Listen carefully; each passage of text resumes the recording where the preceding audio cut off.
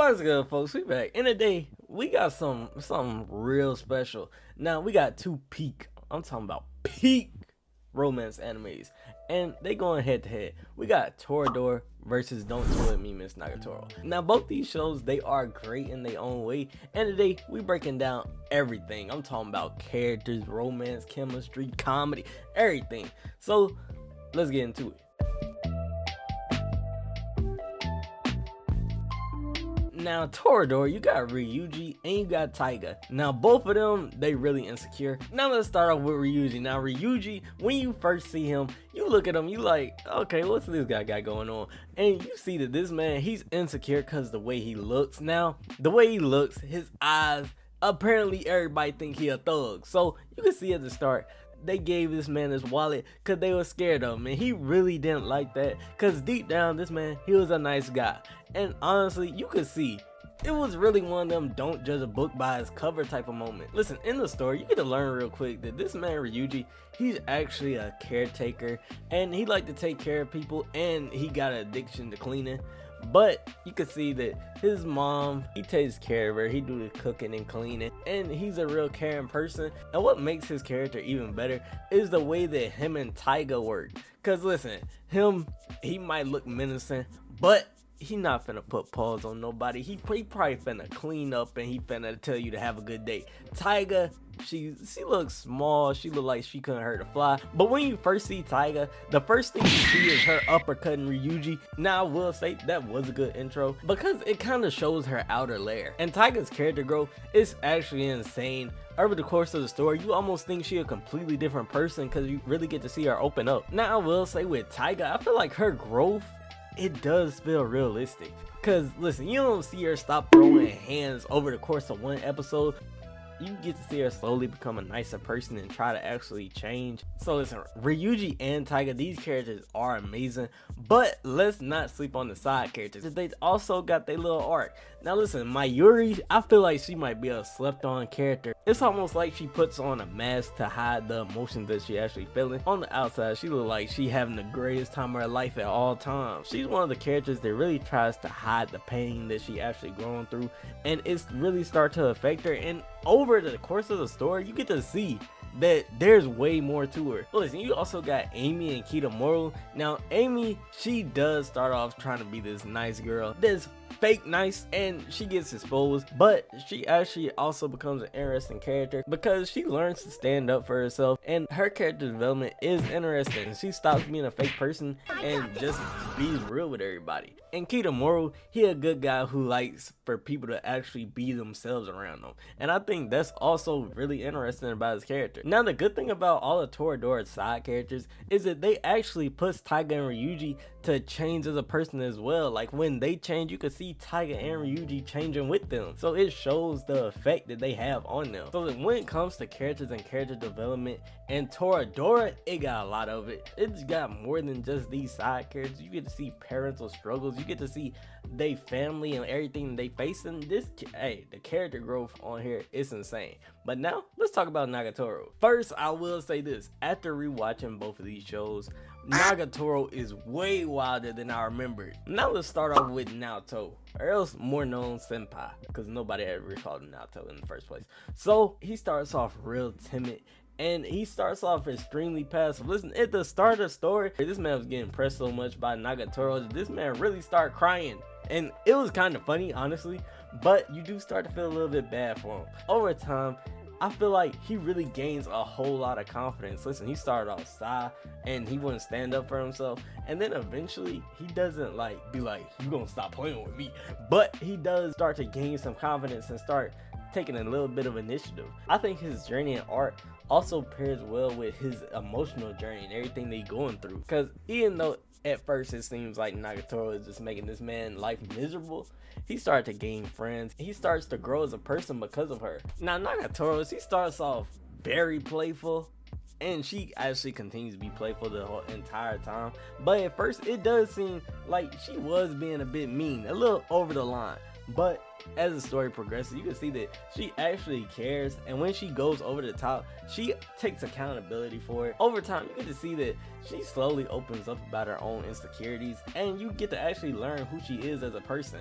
Now, for the side characters, I'm not gonna lie, mainly comedic, but they definitely help Senpai and Nagatoro grow, because the side characters actually push Nagatoro to kind of confront her feelings more directly, and you do get to see the jealous side of her. Listen, the side characters, they really elevate the main characters in Nagatoro. Even though they don't have their own arc, I don't think they need it. I think it actually makes it better that they don't have their own arc and that they're supporting the main characters. Now, as for what story got the better characters and character development, I gotta give it to Toradora.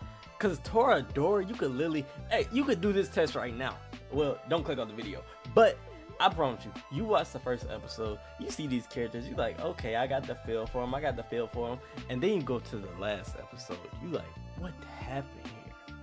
What happened? Who are these characters? Because that's how good the character development is and how much they actually care for. I gotta say, the better character development, it gotta go to Toradora. Now, let's talk about...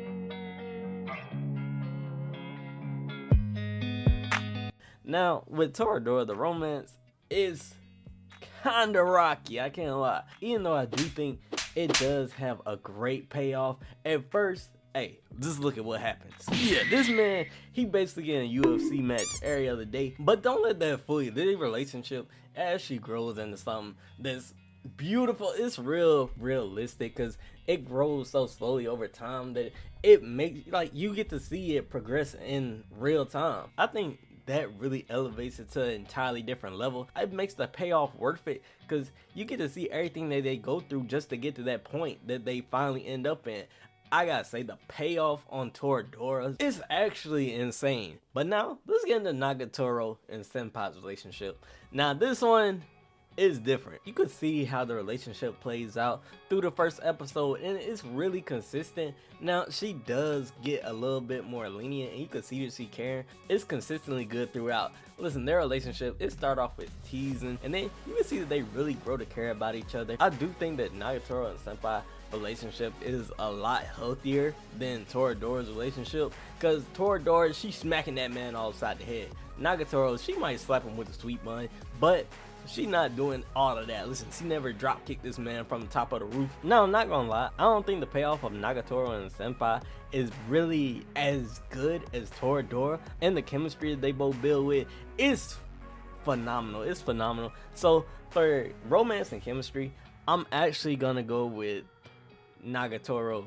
Cause listen, I know that might be a hot take, because you might be like, but Toradora has a bigger payoff. It does, but at the same time, I feel like the consistency and stableness of Nagatoro and Senpai, it's a bit better than Toradora. Alright, now let's talk about... Now, the comedy in Toradora, it's a lot different than Nagatoro, but let me explain how. Now, when you first get into Toradora, you will probably be laughing for the first couple of episodes, just straight laughter. But the way comedy works in Toradora, it's not actually the main focus. I think the main focus of Toradora is actually the drama. And I feel like the comedy really adds to the drama that's around them. It's a lot of drama, and it's also a lot of serious moments. I feel like comedy, it is sprinkled in there, but it is some good comedy in here. Listen, you got Tiger overreacting and everything. You got Amy being kind of sarcastic. And in Toradora, it will have you laughing at certain moments, and other moments, it'll get you really thinking. And the thing that I do like about Toradora comedy is that it's not just one person making everybody laugh. It's like a whole collective group. Because listen, when I watched it, I think literally every character on there actually made me laugh. I think that honestly helps you grow a connection with every single character. Alright, now comedy when it comes to Nagatoro is on a completely different level. Listen, when I first watched Nagatoro, I forgot how funny it was, and I literally started laughing so much that it started hurting. Cause when I first thought back on Nagatoro, I didn't think how wild it is, but hey, the scene where this man, he deviously staring at Nagatoro wash her hands, that scene, it had me dying. I know most of the time it seemed like it's all Nagatoro's fault, but I'm telling you, that man Senpai, he be, hey, he be just as a problem sometimes. And I was laughing throughout the entire time. So when it comes to comedy, I'm definitely giving it to Nagatoro. Cause listen, you could definitely see that Nagatoro, it was definitely made for people to laugh, and I absolutely love that. And Toradora, it was made for a dramatic feeling, but both of them do give you a different type of emotion in different type of ways. But speaking of that, let's talk about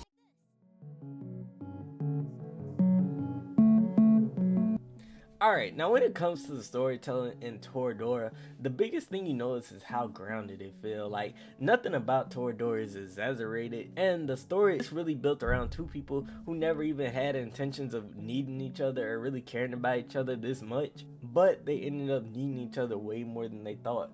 Now, Toradora, it started off with Ryuji and Taiga basically being the polar opposite. Listen, Ryuji, he looked intimidating, but deep down he was quiet, responsible, and Taiga, she was tiny and kind of crazy, but only because she didn't feel safe anywhere. The show doesn't really rush anything. You really get to see their day-to-day lives. Every conversation does feel like it matters, and the small moments in Toradora, they will really make it feel realistic. Now, at first, the entire plot is kind of built around them helping each other get with different people, but the thing that makes it so much better is how they become a part of each other's lives and their daily routine. They grow into with each other with every shared meal and the late night talks. All of them really add up. I think the thing that makes Toradora special is the emotional weight that each character carry. Listen, Ryuji, he basically raising himself, and Taiga, she was abandoned and she in the exact same spot. They leaning on each other to make it work. I feel like that makes it more special than almost any romance anime out there. In the story, it actually reveals why they're this way. You get to see the trauma that they went through. You get to see each character open up way more. It becomes clear and clear that they really grow to need each other. The part that really made me fall in love with Toradora is the cultural festival. Alright, listen, the final stretch of the story, it took everything it showed you, everything it hinted at, every joke it made, and it really made you feel heartbreak from it. Because the ending, after you get done watching it, you're gonna think back to every joke earlier, and you can see that it all led up to this. Now, the thing about Toradora, it doesn't try to act like love is easy. It's actually showing you that it's actually really tough. Even though you care about the person as much, it's way more than that to it. And that's just, oh, my voice starting to go out. Now let's talk about Nagatoro. Now, the story, it looks like a goofy bullying turned romance anime, but there's really more to the story. I feel like it's really about two people who slowly bringing out the best in each other. Now, when I say that, yes, Nagatoro does start with teasing Senpai every single day, but I think the thing that makes this story great is that it's kind of clear that Nagatoro, she actually pushing him to be better and not really tearing him down. Listen, the entire setup is about Senpai being stuck in his comfort zone, which I feel like a lot of people really are. You know, a lot of people, they scared to talk to folks, they scared to try anything new, and Nagatoro, she like the perfect person that he needs. And Nagatoro, she actually sees this immediately, and I feel like that's why she really gravitated to Senpai. Now, the real story of Nagatoro, I feel like it's almost a loop. Listen, Nagatoro, she challenges this man, and Senpai, he goes out of his shell and he tries something new. Now, if he follows through with it, Nagatoro gonna get a bit embarrassed, but it's building up Senpai's confidence over time. Now, I feel like the back and forth growth between these characters is what makes the story fun. They really bringing out the best in each other without them having to say it out loud. I think the moments that really matter in Nagatoro, unlike Toradora, it has really big dramatic moments. Nagatoro, it got these small moments that really add up. You got Senpai, he's getting more confident, standing his ground. You got Nagatoro getting a bit flustered. You got them fighting for the art club together and competing in judo and everything like that. And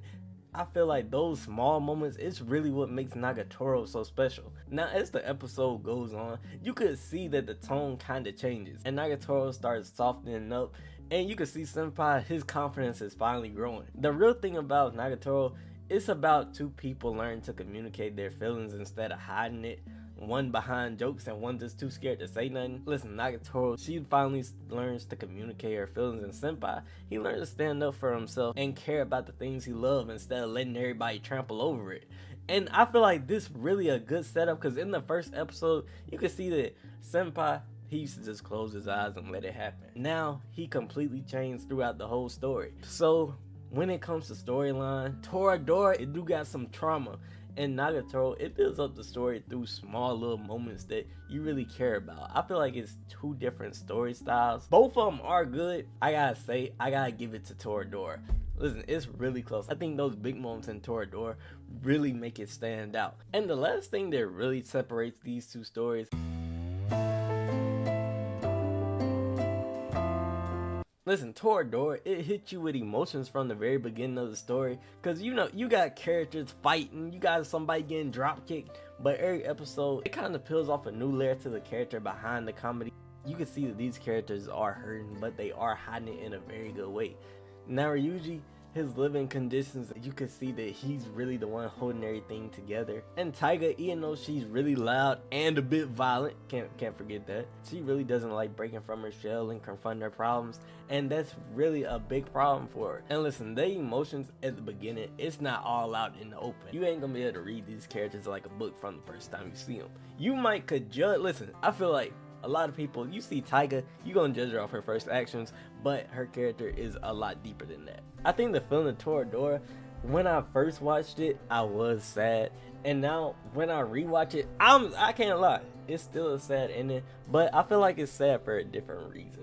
I think the reason it's really sad is because you get to see two people who went through so much together, and you get to see how broken they are. At the end, they leave each other for what could be the better, and that makes you wonder and it makes you sad at the same time.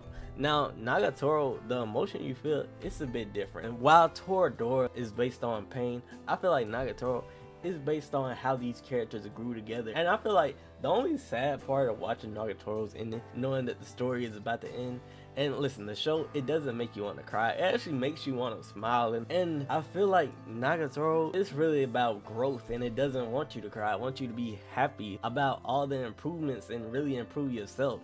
So when it comes to the emotional weight, it's really different. I can't lie, it's really different, because Toradora, it does go deep, and Nagatoro, it goes deep in an entirely different way, because it's trying to warm your heart and everything. I gotta say, for emotional impact, it's tough. The entire time I've been yapping here, I've been thinking like, which one has the better emotional impact? Now when I say emotional impact, I don't mean which one make you cry more, which one make you smile more. I mean which one gives you a lasting feeling. And they both gave me a long lasting feeling. I gotta go with Toradora. Toradora, very slightly though, very slightly. I will forever remember both of these shows, but I feel like Toradora, that drama that they caused and the ending, I don't know if it's better than Nagatoro, but it's definitely interesting. Now I will say, if you haven't watched both of these, you kind of missing out. The Nagatoro is a bit wild, I will say that though. But listen, if you enjoyed this video, go ahead and like, subscribe, hit the notification bell if you wanna. But if you want to check out more videos kind of like this about me talking about the best starter anime, hey, check out this video right here. But with that being said, it's all still over.